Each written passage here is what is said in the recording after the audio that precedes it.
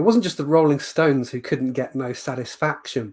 It's a common human experience that we're always longing for the next hit of happiness, the next thing to make us happy, be that in activities, be that in experiences, be that in substances, be that in relationships, be that in religious experiences, spiritual experiences, wanting enlightenment and some kind of spiritual mega orgasm, whatever it is. We're after the search for happiness, and it's a problem because it creates all sorts of frustration, but it might just be a clue to the transcendent nature of what a human being, what the human psyche really is. Stay with me today because I'm going to explore with you some of the thinking of David Bentley Hart in this book, You Are Gods, on Nature and Supernature, and also some of the thinking from non-duality teacher Rupert Spira. So, just as an introduction, in this book, David Bentley Hart, in chapter 2, talks about the work of Nicolas de Cusa. I'll let you look up which century he was from. But in the chapter, he kind of refers to this other guy first called Leopardi, who kind of explains the predicament we find ourselves in.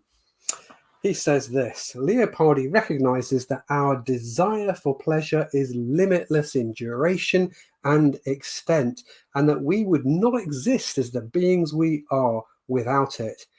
It belongs to our substance, he says, not as a longing simply for this or for that thing, but as a desire for the pleasing as such. And he goes on later and he says, but then what Leopardi's reflections actually reveal is that our ability to desire anything as a purpose conceived by the willing mind is inexplicable unless we presume that the source of that desire is a transcendental object, real or supposed, to which our rational wills are, at least again intentionally, wholly adequate. What Bentley Hart is really saying here through these thinkers is that actually the very fact that we keep desiring, we can't get satisfaction, we're always after the next thing, that our desiring is, if you like, infinite, points to an infinite source of that desiring, and that desiring has an infinite goal. And actually, if we think about it, the source and the goal are the same thing because it's the infinite. Now, what David Bentley Hart goes on to talk about in this book, which I think makes sense, is that if our desires for better and better and better, for the infinite, for, perfect bliss, perfect beauty, perfect goodness, perfect knowledge, etc., if that desire is infinite, it cannot be explained by finite causes. It can't be explained, for example, by material, physical causes. It can't be explained by a finite kind of creator, if you like, or some sort of finite God. It has to be some sort of infinite cause, and it has to be returning to an infinite goal because it could not be satisfied with anything less than the infinite. And that's our experience. We alight our attention and delight and our seeking after finite objects temporarily, only to discover that they can never fulfill us. And so we move from one thing to the next thing. It's the problem we have, all of us, in some shape, whether it's people having their own particular addictions, but also just in life in general, and certainly lies at the heart of a consumerist society. But I want us to think today not only about how this might lead us to think about how to be a bit more happy and a bit more at peace, but also how we can think about what this says about the relationship between humanity and the infinite. I'm going to come now to Rupert Spira, the non-duality teacher. He's a bit of a philosopher and spirituality teacher. He used to be a potter. I think he's an amazing guy. He is just so level-headed, but really deep and thought out and practical. And he's going to address this question raised, first of all, by a lady in his audience who says, look, I keep coming to all these retreats all the time. I'm seeking spiritual satisfaction. I'm seeking, to get happier, and I still can't find it. And he's kind of going to speak to her question. We're going to watch that, and then I'm going to comment and think about it with you. The other day in the meditation, you said something like, this is as good as it gets. And there was a really subtle, like a recoil in me, like a, oh, but I want more kind of a feeling, even after all these years and all these retreats. So just wondered if there was anything you could say on that.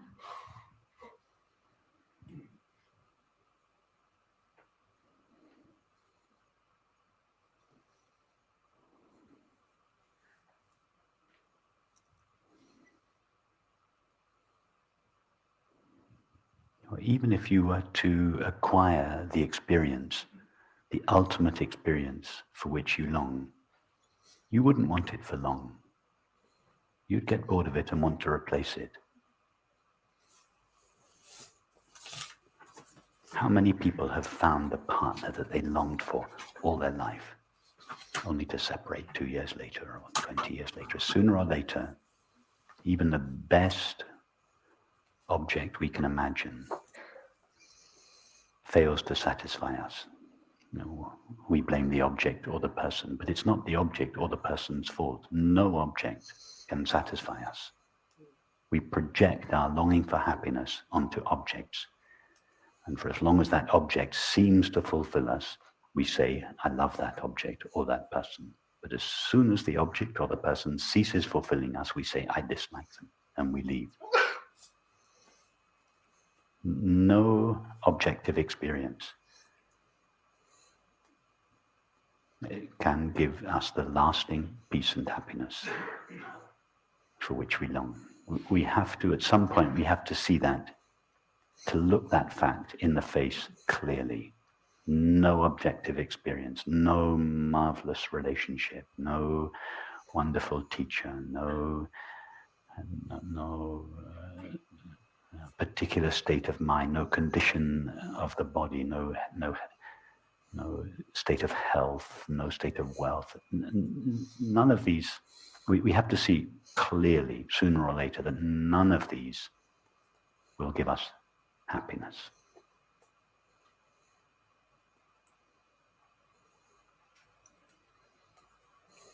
As long as our desire for happiness is invested in objective experience, we will always be trying to replace this experience with that experience. But when it is really clear to us, no experience will bring us the happiness for which we long, then our motive to replace the current experience with a new experience begins to diminish. I don't mean that we no longer have desires, that we don't think I'd like to go to the movies or see a friend, but our desires are no longer motivated by the search for happiness. They come from the sense of fulfillment. They come from our peace.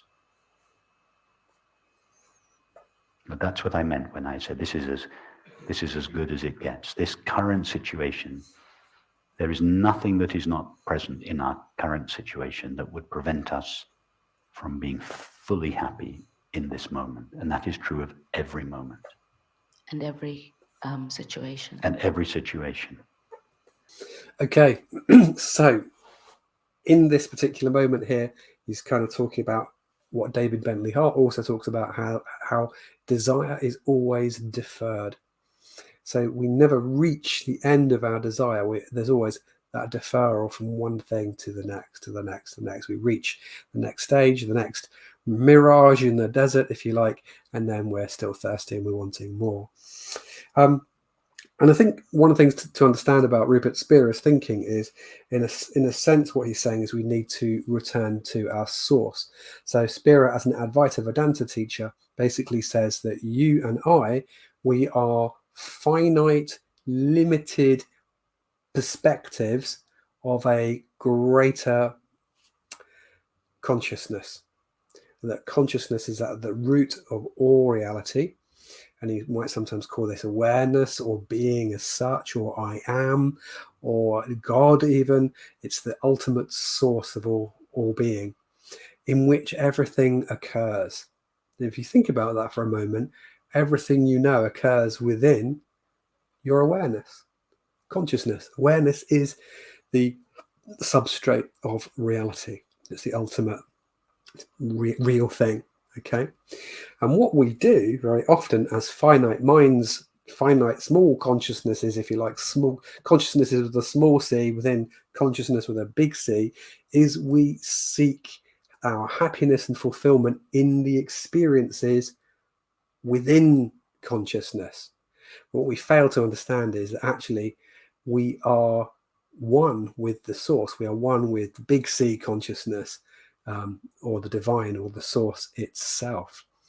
And so, that's the source of happiness, and it's also the arrival point of ultimate happiness. So we're never going to achieve peace or happiness by searching after the finite bits. But I would add into Spira's point of view here, perhaps a slightly different perspective, although it goes along with what he's saying, is that desire, as finite creatures, we're always going to experience this tension and this frustration that comes from desire. Desire gives birth to tension. Without desire, we would be at perfect peace. Imagine an example. Let's imagine that the ultimate source of all reality, like consciousness itself, big C consciousness, God, the divine, the source, whatever you want to call it. For a very crude analogy, let me imagine it's like a huge, infinite ball made of, those elastic band balls that are made up of thousands of elastic bands. So imagine that is consciousness itself. It's just awareness. It's the source of all. It's just being itself, and it's at rest, it's at peace. And you take one piece of elastic from that and you stretch it out and you start to pull it out, so it's still attached, but you stretch it out from the main ball. Okay, this is what we're like as finite minds. What's it going to experience? It's going to experience, it wants to ping back to its original form. It wants to get back to the infinite, because that's what it basically is, where it comes from. And it's going to experience tension in that process. What it's actually after in pursuing all of its desires is not this thing, that thing, and the next thing, all its little goals. Really, if you look at the whole process as a whole, in the round, the larger picture is what it's really trying to achieve is its bliss, its pure peace, and its happiness that it started with. So this is kind of a return that the soul is trying to experience. This is something you'll find, in a sense, also in Neoplatonic thinking, the return to the one. So the one kind of emerges out into finite forms. It enjoys the experience in a way of knowing from a finite point of view that which it cannot know from a infinite point of view, because the infinite has no point of view. It just is pure awareness and bliss. But from finite points of view, it can peek out and take a look from an angle, if you like. But within that, there comes kind of suffering and frustration, because there's a loss and a forgetting of the infinite that's actually always there. So if you fall back into your own awareness, you become aware that actually all your thoughts and feelings and desires sit within a really peaceful and quiet field of awareness that is just awareness. So if you try that right now, you just think, well, notice your thoughts and your feelings and your body sensations and so on. They might all be happening, well, they are all happening within awareness. You're aware of them. And if you can just allow those to come and go and to pass, and then just turn the attention back a little bit more into just awareness of awareness, you notice that awareness is really quite still and peaceful. It doesn't have to be ecstatic. It doesn't have to be an orgasmic spiritual experience. There's just peace. And that, for Rupert Spira, is what consciousness really is. It's pure goodness, pure peace, pure bliss. Now, the difficulty we all have, what Spira is getting at here, is that we latch onto, our ultimate consciousness that we are. We forget that we belong to that, and we're pulled out into the manyness of the world, and we latch onto each item and each relationship, each experience that happens within the experiencing field of consciousness, and we latch onto that as a landing point, as if it can be a suitable carrier of our truest, deepest self, which it can't, because our truest nature, if you like, is ping, back in the elastic ball, back in the infinite.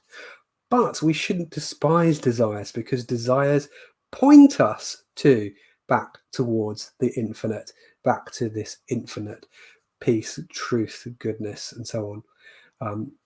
So it just allows us to get to that place of being able to maybe loosen up, to accept that there's going to be tension, but to loosen up, having to have things, having to find that high expectation of having to find that infinite happiness and peace within finite things. It's just not going to work. You're not going to get infinite satisfaction from finite things.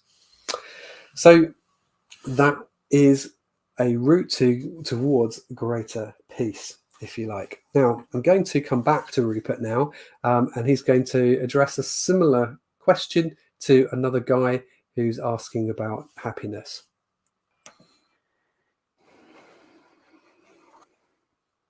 I mean, as a true... Yes. Yes, consciousness's knowing of itself is the experience of happiness.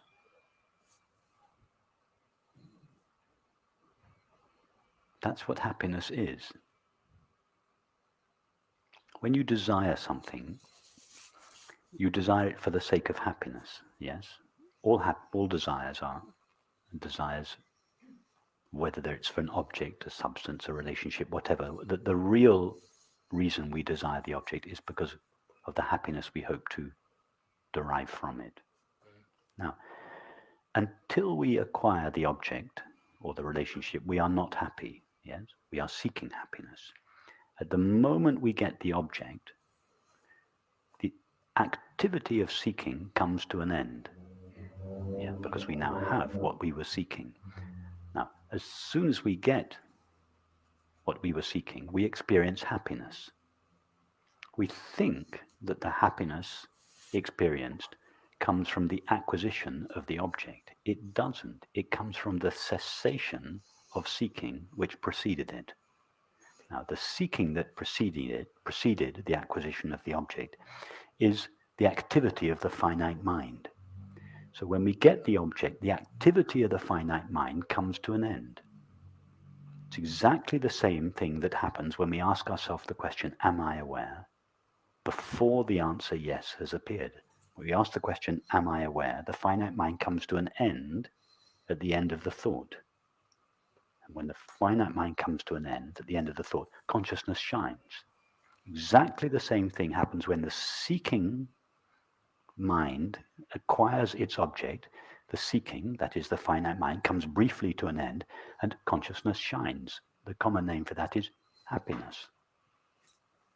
The mind then wrongly attributes the happiness experienced to the acquisition of the object and then looks to repeat the experience by desiring another object.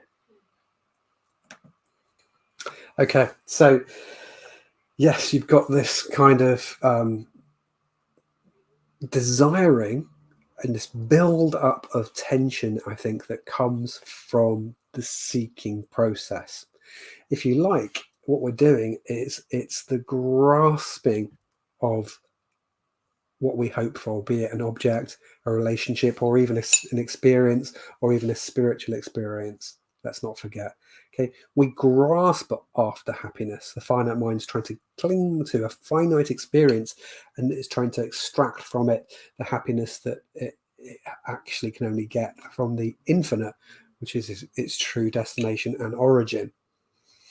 And we experience more of that kind of background peace and happiness when we release, when we're letting go. So the message there, in a sense, is it's the releasing of our goals very often, not the grabbing tightly hold of them, that can make us more in touch with our deeper background happiness. But that is not to say, he's very clear, Rupert Spira, that's not to say we shouldn't have goals, on the contrary, and it's not to say we shouldn't have desires, but it's just the mistaken belief. This is where the error occurs. The mistaken belief that in holding and acquiring this experience, this relationship, this activity, this object. It's the mistake there that we think in getting that is where we're going to find the happiness. What we need to do instead is, yeah, we can pursue objects and relationships and experiences and so on. It's fine, but not for the sake of getting our deepest and real happiness. That should come by turning the process back on itself somewhat. So when we're noticing our desires, to notice that that's pulling, we'll come back to that elastic band thing, it's coming back, and we notice that pull, we should see where the real horizon, if you like, where the real destination is coming back into our deeper self. So we're experiencing deep longing and dissatisfaction with life and so on, and we're trying to fill that hole, if you like, with this thing, that thing, and the other thing. We shouldn't despise that desire, and lots of those things are perfectly good and laudable in themselves, but what we should do is see beyond it, to see the process itself, to see what Lombardi at the beginning we were talking about was saying, it's the pleasing as such. We're after not good things, we're after the good itself. We're not simply after truths, increasing in knowledge, but we're after truth itself. We're not just after beautiful experiences, we're after beauty itself. So these desires should be pointing us towards the transcendent source of all good. And that is not something far away from any of us. In fact, this is the root of our being in our capital C consciousness and our true self, that pure being, that pure awareness of which we are, from which we can't really escape, except we try to, because we get so preoccupied with the thoughts and feelings and the experiences that go through our consciousness, that go at the expense of resting sometimes and allowing that peace to emerge out from consciousness itself. That doesn't mean you just need to stop doing all the other activities and stuff. You can draw on your deeper peace from your deeper consciousness and still do all those things, but it's just not that you're not trying to extract that peace and goodness and happiness out of those things. Okay, so that I think is a really nice point there from Spira. I'm going to do one more short clip from Spira in a minute, but just come back to this point again, that the fact that we've got infinite desire, that we long for infinite, and this is not just in a quantitative way, by the way, in terms of numbers of experience, although it shows up in that way too. It's more in a sort of qualitative. We always want more quality of love and truth and beauty. There's that yearning within the human spirit, within the human psyche, within the human soul, for the totally fulfilling. And that cannot, as Bentley Hart talks about in the book, be the product simply of finite causes. It points us towards an infinite source, a transcendent source that transcends the finite, transcends our finite minds, it transcends our finite longings. It indicates the infinite longings and the infinite source and the infinite goal to which it's all pointed. So I'm going to give you one more clip from Rupert Spira now, beautiful clip, I think, where he joins up this whole aspect of this idea of the source or the divine at the heart of everything that actually energizes our desiring and what it's trying to do. Back to my elastic ball analogy, it's trying to, the desires are actually, that tension elastic band is actually pulling us back to the original source and the original goal. That's what's going on. When you're experiencing human desire, you are experiencing the divine. That's not, by the way, to say that every single expression of desire that you have is equal to the divine, but underneath it, there is. So even someone that's got, really kind of longings that we might think are unhealthy, we can sort of still see that underneath that, there's a deeper desire for happiness that's not being met. They're trying to meet it in a way that's not healthy. But underneath our desires, our deepest desires for all human beings, are this kind of horizon of the infinite, seeking to rejoin the infinite. So last clip I'm going to share with you, and we'll finish on this note. The grace of God is always acting within us. The grace of God is not an intermittent force that sometimes acts on us in extreme circumstances or times of need. It's like the sun. It's always acting on us, inside us, drawing us back into itself. Anytime you feel the slightest desire for peace or joy or love or clarity or understanding, and anytime you feel the slightest desire for any of these, it's not really you who is desiring them. It is the grace of God drawing you back into itself. That gravitational pull of God's love is felt by the individual as its desire for peace or happiness. The individual doesn't really desire peace or happiness. It is God that is reeling us in. I don't think I need to say anything more on that note. I just simply ask you, please do leave a comment. I'd love to hear what your thoughts are on this. I'd love to get you to subscribe, please, if you're not already subscribed, so then we can send you more content. And please do share with other people, because if you're into this stuff, maybe there are people that in your networks that you know that would also be interested. So please do share and subscribe, and also put a like in there, because it helps us on the algorithm. Thanks for tuning in. See you next time.